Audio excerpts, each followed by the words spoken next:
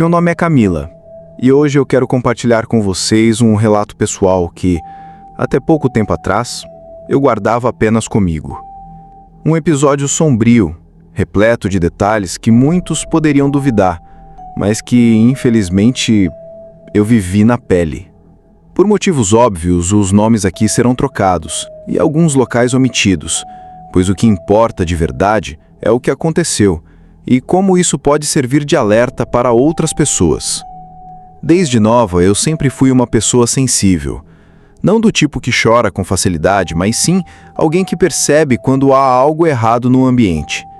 Uma energia, uma presença, uma sensação de desconforto sem explicação aparente. Meu avô paterno costumava dizer que eu tinha o dom da percepção e que isso poderia ser tanto uma bênção quanto uma maldição. Nunca levei isso a sério. Até agora. No meio da pandemia, como muitas outras pessoas, eu me vi precisando encontrar novas formas de sustento. Perdi o emprego fixo que eu tinha como atendente em uma loja e, para não depender unicamente do auxílio emergencial, decidi abrir um bazar online. Comecei vendendo minhas próprias roupas e objetos que não usava mais. O negócio foi crescendo e meu noivo, Rafael, decidiu me apoiar integralmente. Ele sempre foi um homem bondoso, paciente até demais. Diferente da antiga companheira dele, Marina, que era conhecida por seu temperamento difícil e por algumas atitudes, digamos, questionáveis. Quando eles se separaram, ela deixou para trás vários pertences na antiga casa onde moravam. Durante muito tempo prometeu buscá-los, mas nunca apareceu. Com o tempo, os objetos foram se acumulando, pegando poeira e, em alguns casos, até mesmo sendo danificados pelos gatos que eles tinham juntos. Foi numa dessas faxinas, tentando ajudar Rafael a limpar a casa, antes de nos mudarmos juntos, que tudo começou. Eu tinha ido até lá para ajudá-lo a embalar o que ainda tinha algum valor sentimental ou financeiro, quando ele mencionou estar procurando uma camiseta que ganhou do pai e que achava que estava entre as coisas de Marina. Por impulso e talvez por esse meu lado meio garimpeira, comecei a fuçar. Achei bijuterias, colares, pulseiras e até um estojo com esmaltes quase novos. Não pensei duas vezes, levei tudo para casa. Rafael me alertou para não trazer nada da Marina. Disse que ela sempre reclamava de sentir presenças ruins na casa, que era uma mulher cheia de problemas espirituais e que tudo que pertencia a ela parecia carregar um peso, uma energia sombria. Mas eu ignorei. Naquela mesma semana, organizando os objetos no nosso quarto, comecei a perceber mudanças sutis. O ambiente estava diferente, mais escuro. Mesmo durante o dia, as lâmpadas pareciam menos intensas, o ar mais denso. Era como se algo invisível tivesse se instalado ali.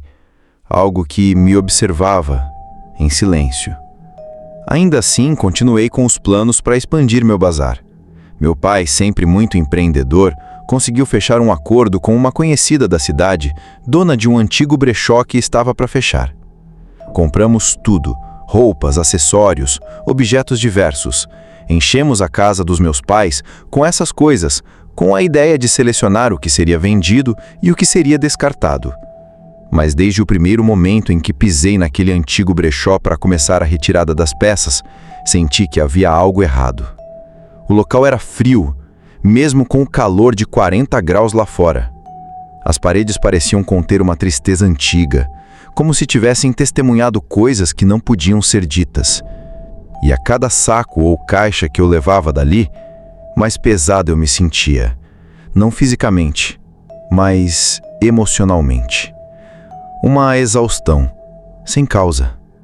No final daquele dia, tive a pior enxaqueca da minha vida. E ao chegar na casa dos meus pais com os objetos, percebi o ambiente diferente. Minha mãe, que é extremamente católica e devota, também notou algo.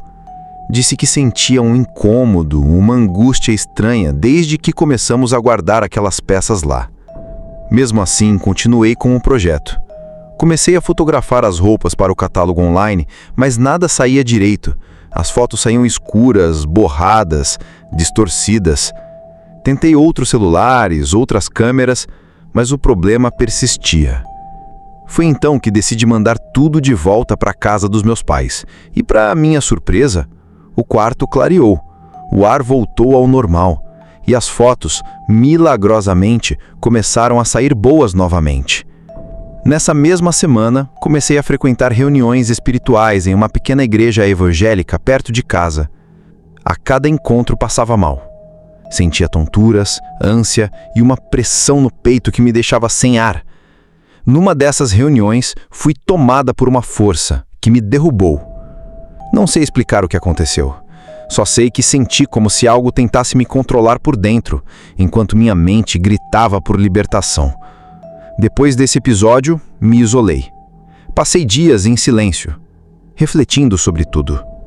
Comecei a pensar que talvez aquele velho ditado estivesse certo. As coisas carregam a alma de quem as possuiu. Comecei a orar, pedir discernimento, e uma noite, após uma oração intensa, decidi fazer um último teste.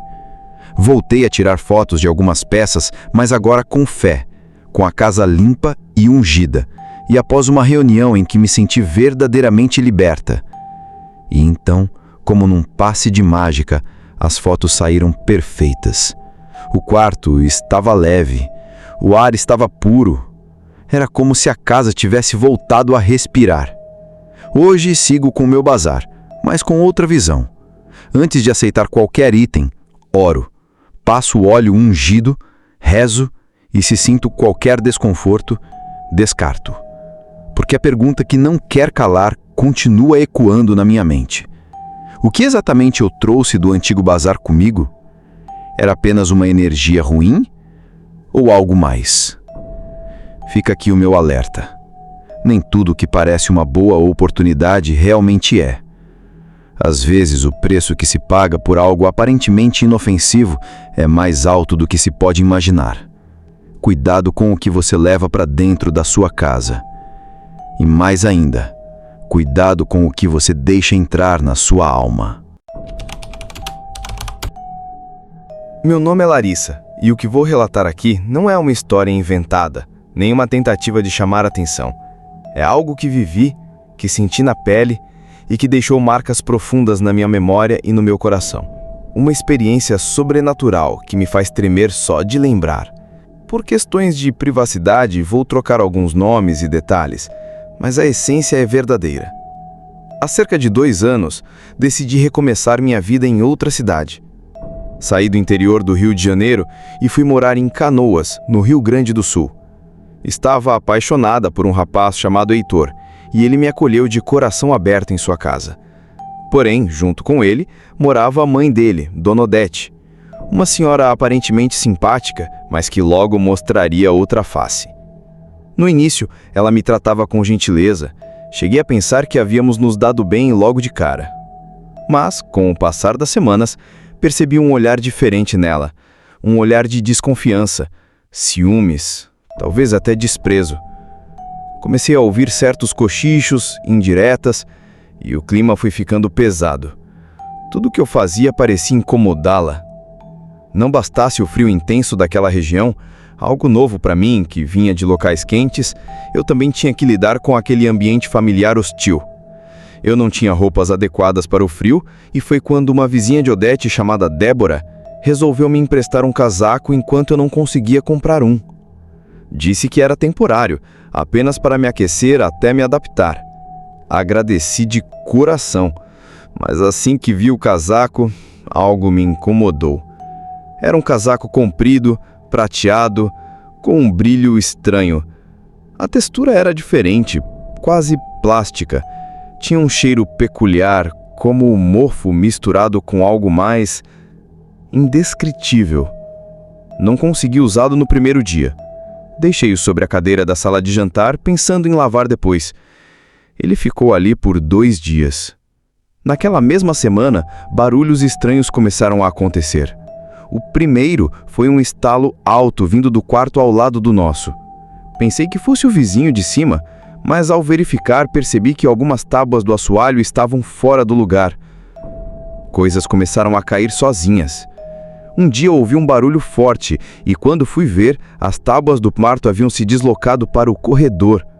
Uma noite fria, Odete foi dar boa noite para o filho e, ao sair do quarto, começou a gritar. Corremos para ver o que havia acontecido. Ela tremia, dizendo que as tábuas do quarto voaram em sua direção e, de fato, estavam espalhadas pela porta do quarto dela. Tentamos ignorar, achar uma explicação lógica. Recolhemos as tábuas e seguimos com a noite. Mas os barulhos não pararam. O quarto ao lado do nosso era o epicentro.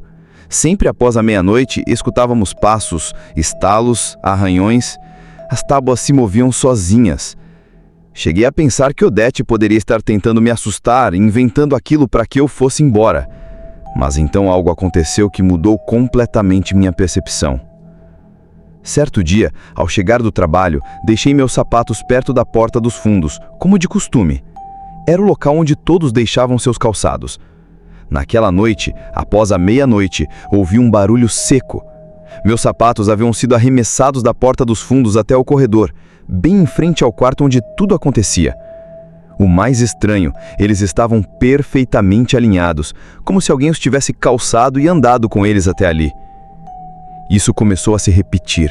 Sempre os meus sapatos. Nunca os de Heitor, nunca os de Odete.